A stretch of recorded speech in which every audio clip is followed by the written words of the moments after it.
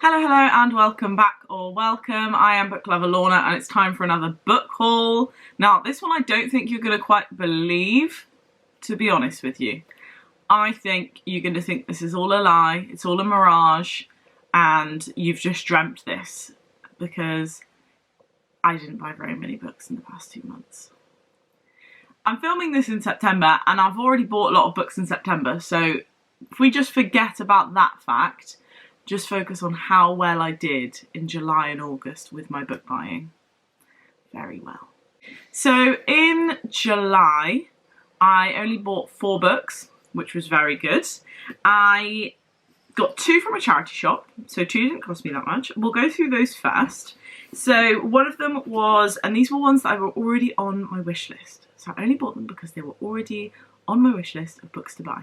And I just saw them, and obviously in the charity shop they're quite cheap. So I was like, yes, I'll have those.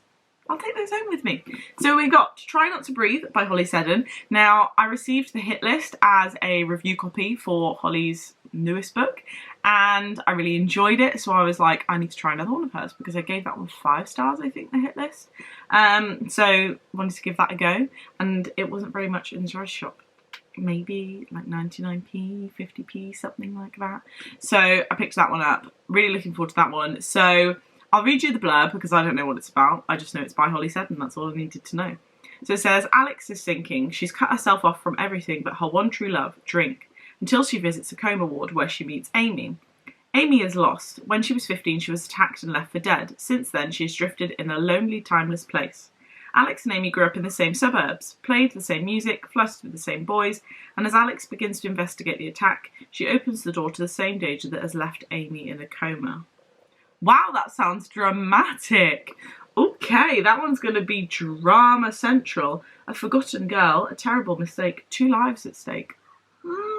Yeah, that one sounds really good. Now, the other book that I picked up from the charity shop was The Authenticity Project by Claire Pooley. I am actually reading this one in the month of September. I'm already...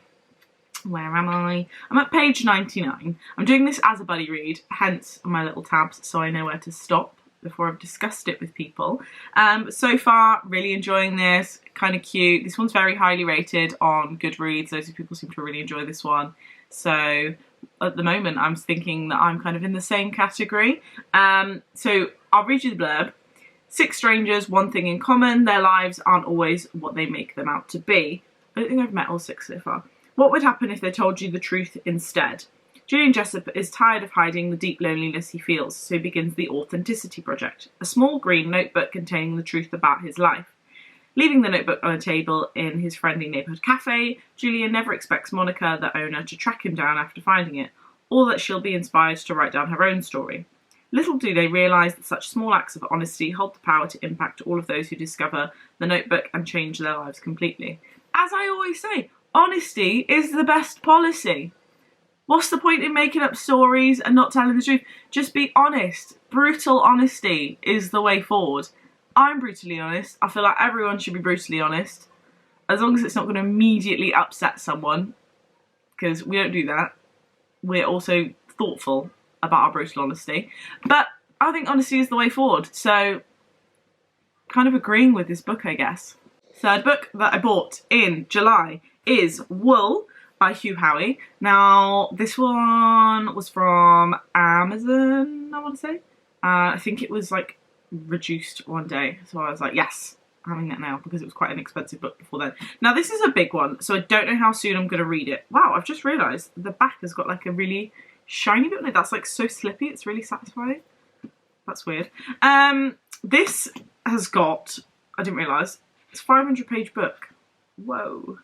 It's part of a, and the, oh my god, the writing is so small. What? I'm going to need a magnifying glass. It's so tiny. This is going to take me so long. Wow. Maybe that was a mistake. I've seen someone read this. Saw Em and her books on Instagram read this, and I think it's a dystopian book. It says the next Hunger Games. Well, I like the Hunger Games, I'm not huge on it, but I like Divergent series, and I feel like it's kind of similar.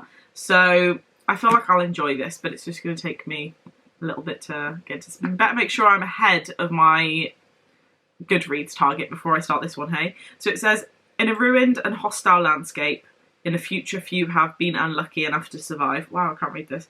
A community exists in a giant underground silo. Inside, that's a bit like Divergent. Inside, men and women live in... Let me try that again. Inside, men and women live an enclosed life full of rules and regulations. But some people choose not to conform. These are the people who dare to hope and dream. They are the dangerous ones. Ooh, danger. Jules is one of these people. She may well be the last. Okay, that doesn't tell me a lot about the story. I would imagine... So, I feel like we're kind of in Divergent series where... Is it like the third book? Second book? Not 100%. Where they're like living in the underground bit. There's not really a lot else like on top of the land, kind of hiding. I feel like that's kind of this vibe. But I'd imagine an awful lot happens within these 500 pages. So I'm very intrigued. But yeah, as I say, I'm going to make sure that I'm very ahead of my reading target before I start this, because I feel like this is going to be like a 2-week book. So the month that I read this, there's not going to be a lot of books read in that month. Now, the other book that I got in July, this one was a pre-order. Haven't read it yet, but I plan to soon. Yes, it's in my soon-to-be-read pile. This, actually, I think it's in my September read pile. So I should read it this month. Up All Night. This is an anthology edited by Laura Silverman. There's an awful lot of authors on there. I've read them out in another video, so I'm not going to read them out again. 13 stories between sunset and sunrise. This is a YA book focusing, I think, on like YA love, romance, obviously set between sunset and sunrise. So I think I've said before, this should be quite quick reading actually. I did read another anthology recently, which was Blackout. Didn't massively love it. Not sure if anthologies are for me. So this will be kind of like quite a good test to see whether it's anthologies, I'm just putting that book back, anthologies that I don't like, or whether it was just the writing style of those specific people. But some of them, I think some of them are similar actually. No, actually, no, I don't think they are. Or whether it's just, yeah. So I don't know whether I gel with having lots of different writing styles throughout a book, or whether it was just that particular kind of setting that I didn't like, although it's a very similar setting. A blackout, that one's set in a blackout, and this one's set between sunset and sunrise. So it's dark outside. It's quite a parallel there, really. So yeah, we'll see what I think of that one. I'm going to read that one this month. This is like just shy of it's 300 pages. So I don't think that one will take me too long because the writing's quite big. So we'll soon see what I think of that one. So those are the books that I purchased in July. And in the month of August, I think we require like a drum roll, or, you know, like a ooh kind of thing here. I purchased one book. One book. And I only purchased this towards the end of the month because I saw it for a good price. So, I mean, don't be too shocked. But for 1 month, I managed to buy one book. I kind of wish that I'd managed to not buy any so I could be like, I had a month where I didn't buy any books. But that didn't happen. And obviously, like I said, in September, I've already bought quite a few.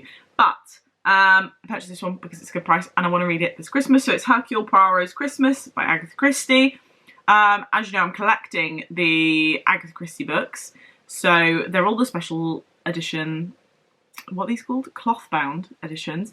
This is just beautiful. Look at that shine. Same kind of thing on the back. I'm just kind of collecting them, but the only one I've read so far is Murder on the Orient Express. I am going to read them all, but they're books that I will not be taking outside of the house. These will be staying within these 4 walls and not leaving the house because they're not getting ruined, like they're special editions. But these are my first reads of Agatha Christie books, so I thought, you know, I can't even say it, Hercule Poirot's Christmas. Sounds like a good book to read in December, doesn't it? It's got the word Christmas in it. So that's what I'm going to do. So that's another one to add to my edition. We've now got the ABC Murders, Mystery on the Blue Train, Murder on the Orient Express. I can't even read what that says. Death on the Nile, Midwinter Murder. Again, good one to read maybe in January. And the 450 from Paddington. And this one. I think there's one more left I haven't got, which is called And Then There Were None. And those are all the ones that are released in these special editions at the moment. So I've almost got the full collection. Yes. Love a collection. I'm a hoarder. I love to have lots of collections of things.